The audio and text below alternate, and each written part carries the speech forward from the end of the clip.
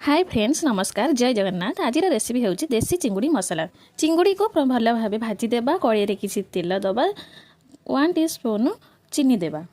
भल कलर आसीबो और तेजपत्र गुजराती दालचीनी पकाइबा। काटी थिबा पियाज ऐड करिबा। पियाज टाको भल भाव जारी दबा। ब्राउन कलर हे आसला परे अदा रसुण पेस्ट दबा। कटा टमाटर देकी भल भाव कषि दबा। स्वाद अनुसार लुण दबा। हलदी लंका गुंड गरम मसला मीट मसला दे टिके पानी दे मसला को भल भाव कषि दबा।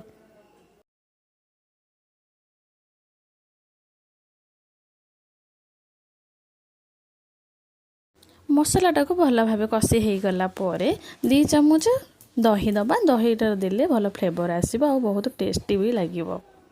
मु एठी सिजा आलू ऐड करिछि। आलू मसला सह भल से कषि हो गले चिंगुड़ी पकेइबा। चिंगुड़ी भी मसला सहित टिके कषि होबा को दबा। टिके मसला पानी पिय जांगे टिके दबा।